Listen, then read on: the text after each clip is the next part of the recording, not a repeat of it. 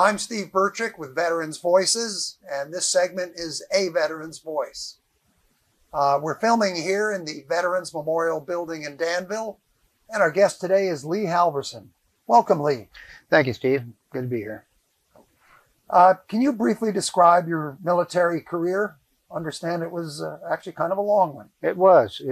I originally planned on just enlisting and coming out and doing something else, but coming out of high school, I wasn't really prepared for college, so I decided to enlist in the Marine Corps. Vietnam was just starting up, and they says, there's a good chance you're going. I says, okay. So I was off within the week down to San Diego for Marine training. Completed that in December of that year. They sent me home for Christmas. I went back for training in January, and they sent me to on-the-job training as a food service technician or cook for 2 months there at the mess hall there. And then we loaded up the ship and had a slow boat to Vietnam. Arriving in Vietnam, I was assigned to 1st Battalion, 9th Marines, 3rd Marine Division. On my way out, I went by the career planner to see what he could do for me about sticking around another week or so. And he says, well, I can't do that, but how would you like a new job? And hence, I went into the Weather Service. Went to school up in Lakehurst, 6-month school. Went to Warrant Officer School and came out and went immediately to Korea for a tour, at which we did one short tour down in, visit down in not to Korea, to Iwakuni, Japan, of which we did a couple-week visit down to on Team Spirit exercise. And the rest of the time was kind of downhill. Once I got into warrant officer, after 2 or 3 years, I was eligible to put in for what we call a limited duty officer, that you stay technical, but you pick up first lieutenant. Okay. And I actually ended up retiring as a captain after 23 and a half years. Well, Lee, after you left the Marines, what was your civilian life like? What kind of path did you follow? Well, I decided to go back to school so I could get a job in environmental protection. So I went over to Cal State Hayward for 2 years doing a BS in geology, and then 2 years of grad school in geochemistry. During that period, I was offered a job by California EPA Department of Toxics, who do hazardous waste management oversight in the state of California. I did 10 years with them. My last 6 years was household hazardous waste management for the state of California.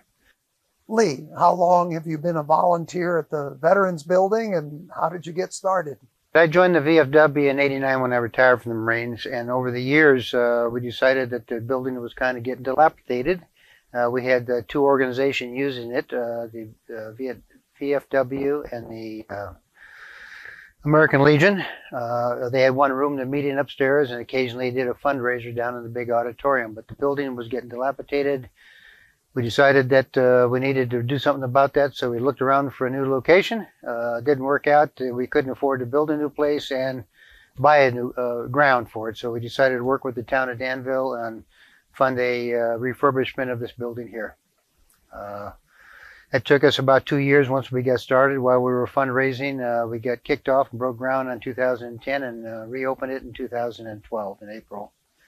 We have our 10th anniversary this April. Okay, looking forward to that. Can you describe the museum here at the Veterans Memorial Building? Okay, well, we decided not to go too much more before World War I. Was that the last major war in the 20th century. We covered through World War II, Korea, Vietnam era, and the Desert Storm, and later sandbox wars, as some of us like to call them, that go into Afghanistan and Iraq, which have been very long-term also, much like Vietnam. There's another long war that's fortunately recently ended. In terms of special items, what are a couple of the more interesting items that... Well, I think we have a few of the weapons for the earlier eras, World War I and World War II. We have a nice modeled display of aircraft that are very well done by the person who donated them. We have a kind of an evolution of eating utensils that are on display, starting with what they called a meat can in World War I. We have a series of gas masks from World War I on through Vietnam. We also have a couple nice displays of corpsman or medic type equipment that they use to save lives in the field. About how many visitors a year do visit the museum here in the Well, building? on any one day, it's hard to say. Sometimes there is none in the 6-hour period. We're open from 9 to 3. And other days, we'll get a small class or a group of scouts, civilians visiting from Europe who were veterans in their own countries that wonder if they can join the group here. But mostly walk in as they're walking by our front door, seeing our sign out there, the museum and library. We probably get anywhere from 5 to 10 a week, maybe several hundred a year. When did you start coordinating the docent program here at the museum? And they do 3-hour shifts, and I do that assignments, and we have about 22, 23 people that do that work right now, and they are they study the reference material and the displays so that they can explain to the individuals who do visit us. Lee, this is a pretty impressive building. How many veterans groups or organizations does the building serve? Well, we actually serve the traditional organizations like the American Legion, the VFW, Marine Corps League, and the Vietnam Veterans of Dabo Valley. But there are smaller organizations like the Navy Nurse Corps, the Military Order of the World Wars, Military Officers Association of America. I'm sure I'm forgetting somebody important. We do have a combat veterans motorcycle group that cover the entire Bay Area that meet here periodically just to have a place to call home. Well, that's a pretty impressive group. Looks like you provide support to a lot of people. Lee, I understand that the museum you have here, you have year-round, but once a year you expand that museum?